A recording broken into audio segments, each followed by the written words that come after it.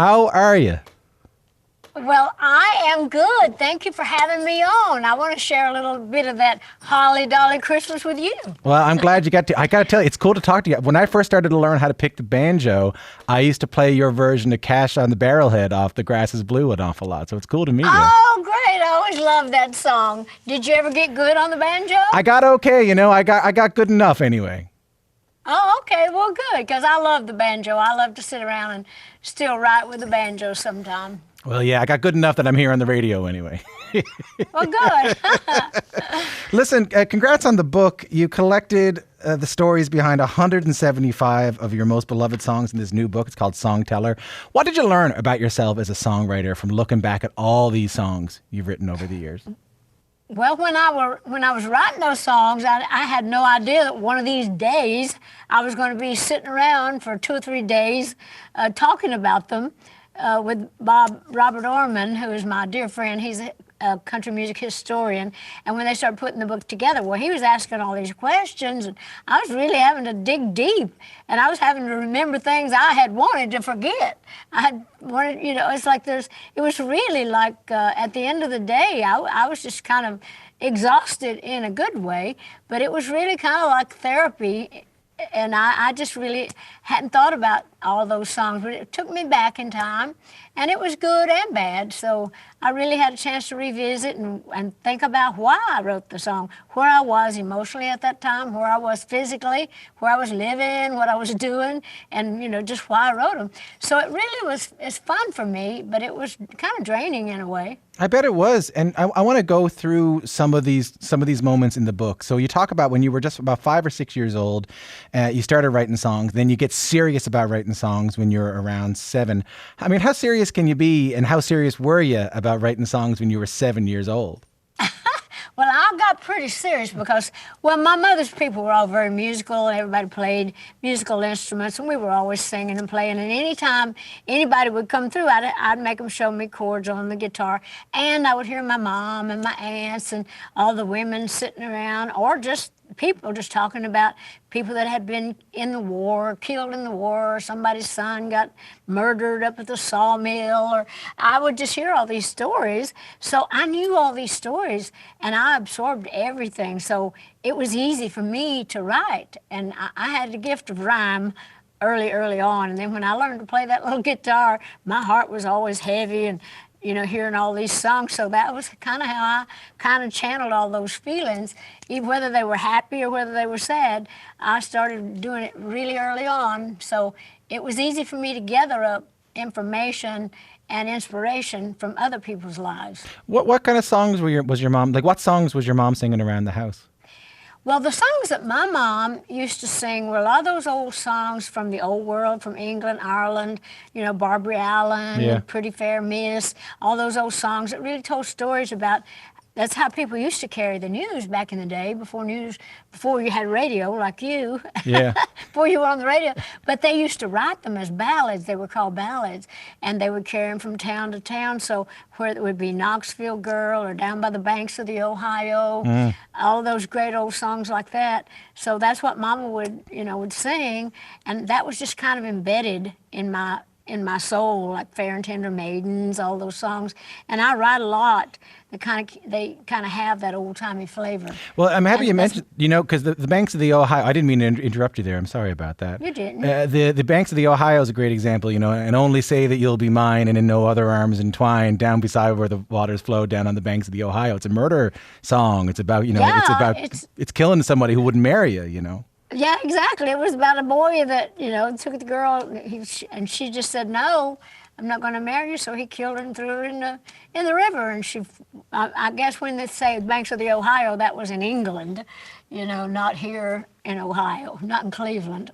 But I think you were attracted to those kind of darker songs, because when I look at songs like The Bridge, which is a woman who dies by suicide after she becomes pregnant and her lover abandons her, it's heavy stuff for country radio in the 60s, Dolly. Yeah, it was, and I wrote a lot of those songs even before I came to Nashville, but I love that. I'm very dramatic in my writing. I love stories, and I love creating stories, and I just become whatever I'm writing about. I mean, if I'm writing about a girl that's going to jump off a bridge, that's me. I'm climbing every step up there to jump off that bridge. I feel that water. I'm just I become whatever I'm writing about. But I think that's good in a way because I kind of like to act it out too. I was always kind of dramatic as a kid, but I'm dramatic in my writing as well. I love that it's based on old ballads. I love that it's based on old story songs because, even Jolene, which I put on the way in this morning, which I hadn't listened to in a while, I heard the story, and I couldn't help but notice that a lot of the songs in this book are based around that songs from the 16th and 17th and 18th century, songs that tell a story. They are. They also tell a story, but also in Jolene, just like that haunting melody. I write in those minor keys, that Jolene, Jolene. It's got that Jolene. It could just be done slow, just like one of those old songs, and Mama had done it slow. Yeah, I'm begging of you, please don't take my man.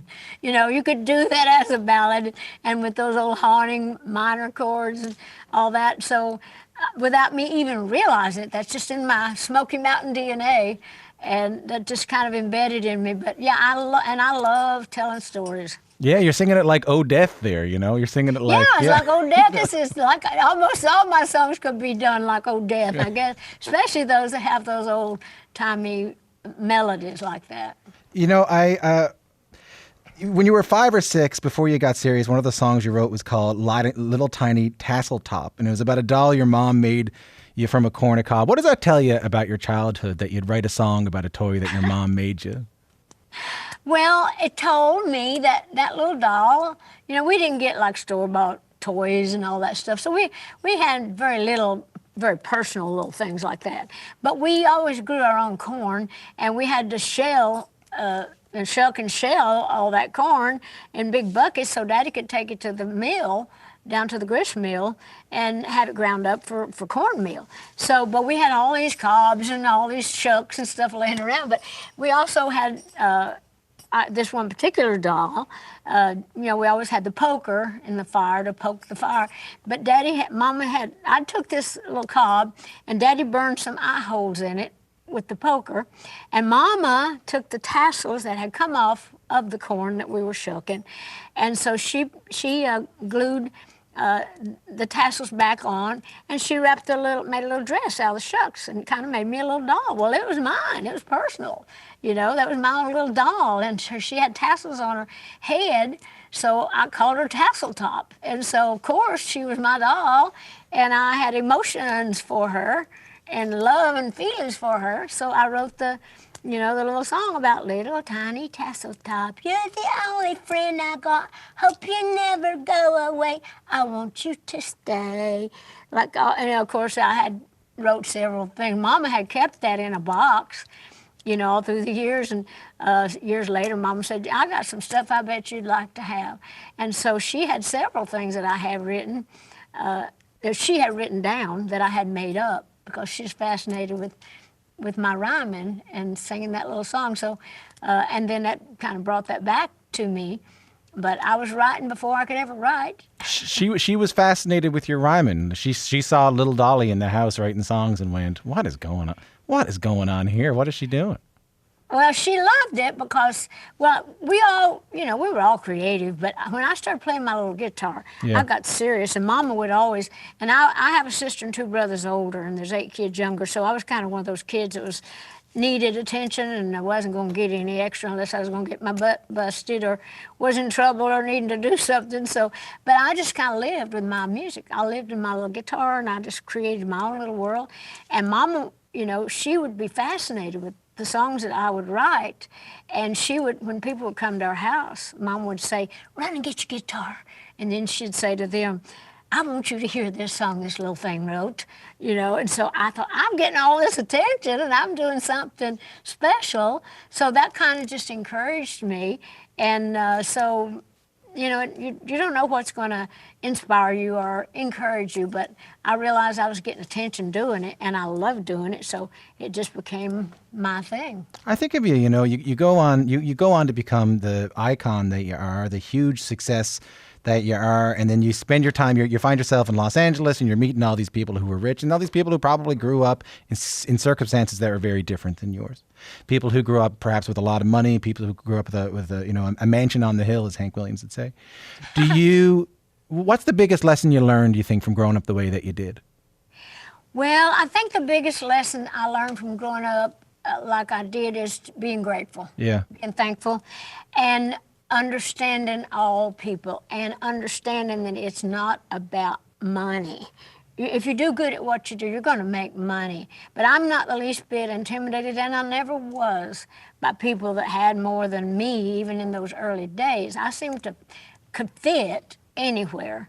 There were some things I didn't know I was a little embarrassed about because, when you first start having to eat at a table with people that have table manners, I know. You don't know how to use your fork or your spoon. I still don't know half of that, but I don't care anymore.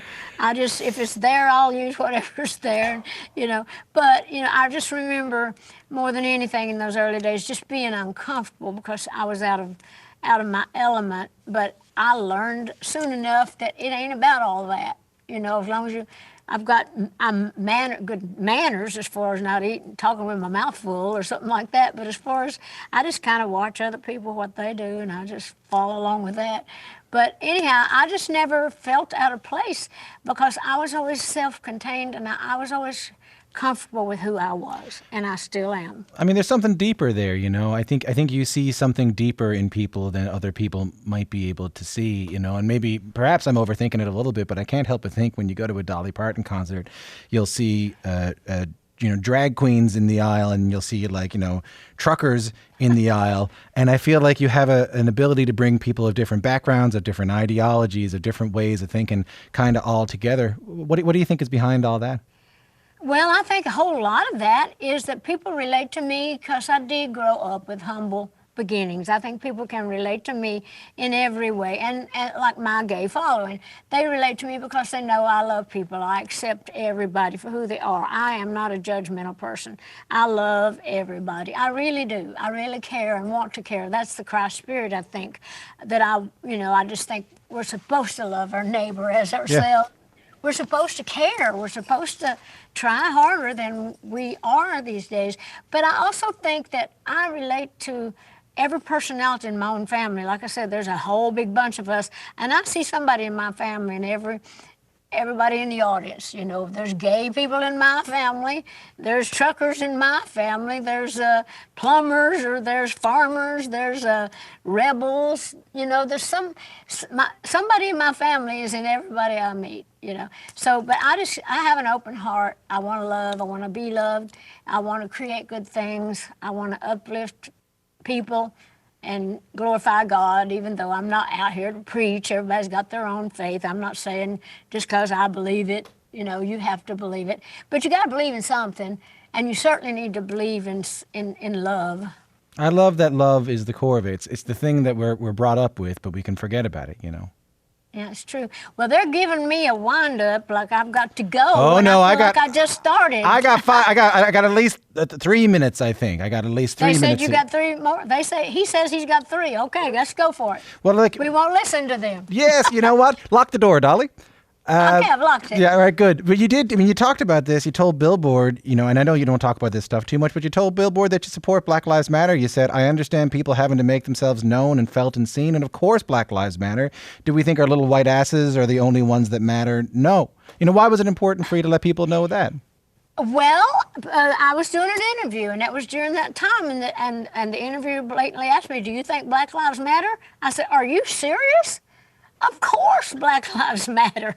I mean, it's like, who do we think we are? We are all important. Everybody matters. Blacks, whites, it doesn't matter. We're all God's children in my mind. And for somebody to blatant, what are you going to say? No, they don't matter. Well, of course Black Lives Matter. It did not come from any kind of a political thing or any kind of a movement or any of that. But my heart is open to everybody. And of course, we all matter. So, I don't have any apologies to make for anybody. I love everybody. There's a common sense there that I love hearing from you. I'll move on quickly because I want to get a couple of things in here. For one, what's your favorite Dolly Parton song? Oh, I think my favorite, from a very personal standpoint, is the Coat of Many Colors, because it's more than, it's about Mama, but it's about a philosophy. It's about acceptance. It even endorses the bullying kind of thing, but it's to me, it's about a life of many colors, a love of many colors, in addition to being a little coat. You on your Christmas record, you do "Pretty Paper," great song, Willie Nelson song, and you do it with Willie. Give me a Willie Nelson memory of you in Nashville starting out, and Willie starting out. He probably just started writing "Crazy" and stuff like that. You know what? Willie and I got to Nashville about the same time. I moved in 1964, and I started writing for Combine Music and recording for Monument Records, owned by the same man, Fred Foster. And so Willie Nelson also was there, and Fred had his offices were upstairs in this building, and down below he had a setup for all the writers. And we would all go down there and write, sometimes together, sometimes separately. But I remember Willie and I just clicked like that, and our lives kind of ran parallel. You know, we were on Monument, we were with Combine, then we both went to RCA, and everywhere we would go, we were always there. So we really are very connected, and we really care a lot about each other. But I remember Willie he was clean shaven, short hair, looked like a dork, you know, but a good one. I mean, he was so clean. That was before the reefer, Dolly. I know, that's before he started smoking the dope. But anyway, when he got, it was only because he kept trying to have hit records, and they were not accepting him. He was such a fantastic writer, such a great singer, and he wasn't doing what he should, so he just kind of threw it all down, went back to Austin, just started growing his hair and all that, and then that's when the outlaw movement started with Waylon and all of them. When he got to where he said, when I didn't give a damn, is when I started doing what I could do great, so... There's a lesson there, you know. There's a lesson in that. I think so, too. Last one for you here. Can you share a memory of what Christmas was like for you back when you were growing up in Tennessee, back in those early days? Tell me something about your Christmases. Well, we loved it all. We didn't have, in my very early days, we didn't even have electricity. So my dad would always cut the tree. Mom would help us, you know, we would all kind of decorate and do whatever. But I remember this one Christmas, Mom and Daddy had been married for years, had a house full of kids. Mama was 15, Daddy was 17 when they got married. Yeah. They didn't have any money, so Mama didn't even have a wedding band. Never had a wedding band. Daddy either, for that matter. But one year we all decided, Daddy decided, that we would all kind of pitch in and buy Mama a wedding band. Oh. And so we bought Mama her first wedding ring with a house full of kids, and her kids helped buy the ring. And so we thought that was the best Christmas ever, when Mama was so happy that we had, and I even wrote a song called Circle of Love, which is in the Holly Dolly Christmas album. I did a movie called Christmas of Many Colors, Circle of Love, and it tells that story about the ring and how we made up money to buy Mama's ring and did whatever we could to make enough money for that. So that was a precious Christmas memory. Dolly, I think there are people who get to your level and they become sort of otherworldly and we can't relate to them anymore. And then you're a great example of someone, we all see ourselves in your story, and you haven't changed. And I can't thank you enough for everything you've done for us. Well, thank you. You've done a good job, and I enjoyed talking to you. I enjoyed looking at you, too. Get out of here. Get out of here. Same to you. Thank you. Merry Christmas. Same to you. You give me a call if you need a banjo player. We'll talk to you soon. Oh, I will. Thank you. See you, Dolly. Bye-bye.